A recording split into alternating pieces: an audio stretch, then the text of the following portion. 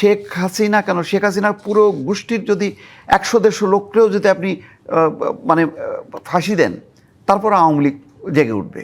আওয়ামী লীগ তো অবশ্যই ফিরে আসবে।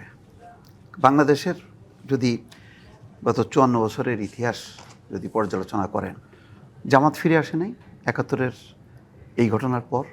বাংলাদেশের তো এটি সবচেয়ে বড় একটা যুদ্ধ, স্বাধীনতা যুদ্ধ, সশস্ত্র যুদ্ধ। আর এটা তো ছিল মানুষের গণঅভ্যুত্থান। কিন্তু আবার আওয়ামী লীগের কোনো কিছুর সাথে জামায়াতের কোনো কিছু মিলা, আমি আমার বক্তব্যটা দিয়ে যাই, উনি ওনার বক্তব্য দিয়েছেন, যেই হোক না বলবেন। দেখেন, আমাদের ঘটনা দুর্ভাগ্য এরকম, বা এটা হয়তো বাস্তবতা রাজনীতির, এত বাক খায় যে এটা আপনি মিলাইতে পারবেন না। আজকের বাস্তবতায় আপনি মনে হবে যে না আওয়ামী লীগ নাই, কখনো কখনো বাস্তবতায় মনে হয়েছে বিএনপি নাই, কখনো কখনো বাস্তবতায় মনে হয়েছে যে জামাত নাই। কিন্তু ফিরে ফিরে আসছে, কিন্তু জামাত ফিরে আসছে।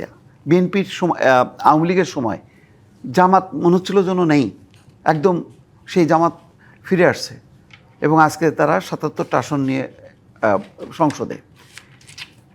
তখন তো এমন অবস্থা ছিল, 28শে অক্টোবর লাস্ট, আপনি চিন্তা করেন, যেই দামি নির্বাচনটা করলো, তখন তো বিএনপিও নাই। 7ই জানুয়ারি, জি 7ই জানুয়ারি নির্বাচন, 7ই জানুয়ারি না 28শে অক্টোবরে, মানে সেই মহাসমাবেশের পর এমন পরিস্থিতি হলো যে তখন তো জামাত তো নাই, বিএনপিও নাই। তো তারপরে তো বাস্তবতা হলো এটা। আবার দেখেন, এই জামাতের সাথে মিলে আওয়ামী লীগ জামাত মিলে তত্ত্বাবধায়ক সরকার ব্যবস্থা আন্দোলন করছে, সংসদে তাদের সহাবস্থান দেখেছি। তারপরে আবার মানে আওয়ামী লীগ বিএনপি মিলে বাংলাদেশের সংসদীয় ব্যবস্থার রূপান্তরও দেখেছি। তো কখনো কখনো মিল হয়েছে, অমিল হয়েছে, কিন্তু থেকেই গেছে। কিন্তু কারণ যদি উপাদানগুলো জনগণের মধ্যে থাকে, আদর্শিক উপাদানগুলো, এবং এই 3টা রাজনৈতিক দলের বাস্তবতাটা হলো এটা খুব কঠিন। আপনি একদম নিশ্চিহ্ন করে দেবেন, মানে নাই, এটা হবে না। এটা আপনি এখন শেখ হাসিনার পুরো গোষ্ঠীর যদি 100-150 লোককেও যদি আপনি মানে ফাঁসি দেন, তারপর আওয়ামী লীগ জেগে উঠবে। আওয়ামী লীগ জেগে উঠবে। দেখেন, আওয়ামী লীগ পরিবারের বাইরে, শেখ মুজিবের পরিবারের বাইরে জোহরা তাজউদ্দিনের হাত ধরে কিন্তু আওয়ামী লীগের পুনরুত্থান হয়েছিল, যখন নাকি শহীদ প্রেসিডেন্ট জিয়াউর রহমান ঘরোয়া রাজনীতির সুযোগ দিল। তখন পুরো আওয়ামী লীগকে সংগঠিত করলো কে? জোহরা তাজউদ্দিন।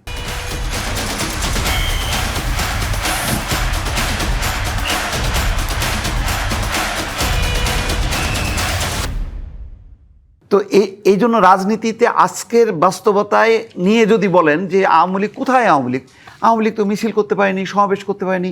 আসলে আওয়ামী লীগের কি কোনো আনুষ্ঠানিক কর্মসূচি ছিল ঘোষিত যে আজকে তারা বায়তুল মুকাররমে সমাবেশ করবে বা 32 নম্বরে?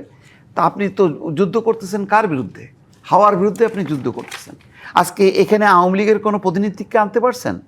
আপনি কি আমাকে মনে করছেন আওয়ামী লীগের প্রতিনিধি? আমি তো আওয়ামী লীগের প্রতিনিধিত্ব করি না। আমি গণমাধ্যম কর্মী হিসাবে বিশ্লেষণ করি নানা দিক থেকে। হয়তো কখনো কখনো কোনো টোন মিলে যাচ্ছে আওয়ামী লীগের সাথে। তো আমাকে জামাত বিএনপি ট্যাগ খাইতে হয়নি আওয়ামী লীগের সময়, কারণ তখন আওয়ামী লীগ ছিল ক্ষমতায় আর তারা ছিল বিরুদ্ধে পক্ষ। তো তাদের পক্ষ নিয়ে বলতে যে আমাকে জামাত বিএনপি ট্যাগ খাইতে হয়েছে। আজকে হয়তো আমার এই বক্তব্যের কারণে অনেকে বলবে এই তো আসল পাওয়া গেছে, এই হচ্ছে আওয়ামী লীগের। তো সুতরাং আমাকে বলে লাভ নেই।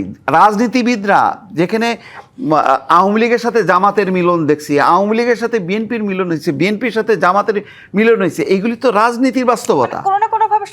কোনো না কোনোভাবে দেখেন ঘুরে ফিরে আসছে। ফলে কাউকে একদম অবলুপ্ত করা যায় না যদি জনগণের মাঝে সেই উপাদান আছে। কিন্তু আবার তথ্য উপদেষ্টা এটিও বলেছেন যে আওয়ামী লীগের রাজনীতিতে ফেরার নৈতিক সাহস নাই। মানে নৈতিক সাহসটা আসলে এই মুহূর্তে সত্যিকার অর্থে আওয়ামী লীগের নাই। নৈতিক সাহস নাই। তো আপনি এখানে যদি ধরেন আজকে যেই কারণে আজকে গণমাধ্যম আজকে আপনি ইনভাইট করতে পারেননি, আমাকে একটা হাফডান একটা মানুষকে দিয়ে কথা বলাচ্ছেন, আপনি সরাসরি করতে পারছেন? এই প্রতিষ্ঠানের মালিকই একজন ছিলেন ইকবাল সোহান চৌধুরী, তাকেও তো আপনি ডাকতে পারেন নাই।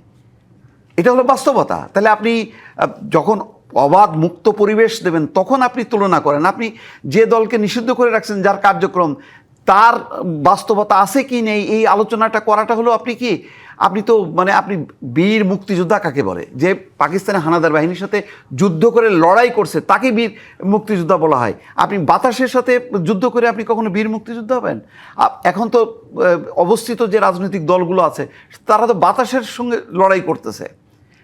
আপনি আগে কার্যক্রম দেখেন, উইথড্র করেন, নির্বাচনে পার্টিসিপেট করতে দেন, দেখেন সেই- আমি তো মনে করি এখনো যে গত নির্বাচনেও যদি আওয়ামী লীগের কথার কথা আমি যুক্তি অযুক্তি পরে দিই, যদি তারা গত নির্বাচনে অংশ নিতে পারতো তাহলে দেখতেন যে তাদের পজিশন সেকেন্ড পজিশনে চলে তাদের- আসতো। তাদের কার্যক্রম- আপনার মনে আছে গণ অভ্যুত্থানে এরশাদের পতন হয়নি?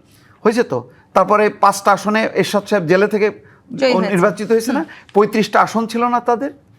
তো এইগুলি তো রাজনীতির এই বাস্তবতাগুলি যদি আমরা দেখি, রাজনৈতিক- তাহলে আমি আজকে এখানে বসে ঘোষণা দিলাম যে আওয়ামী লীগের অস্তিত্ব নেই, বিলীন হয়ে গেছে, এটার আর ডিমেনশিয়া, যত রকম আপনি শব্দ আবিষ্কার করেন না কেন, এগুলি লাভ নেই। মানে জামাত যেমন বাস্তবতা, বিএনপি যেমন বাস্তবতা, আওয়ামী লীগও তেমন একটি বাস্তবতা।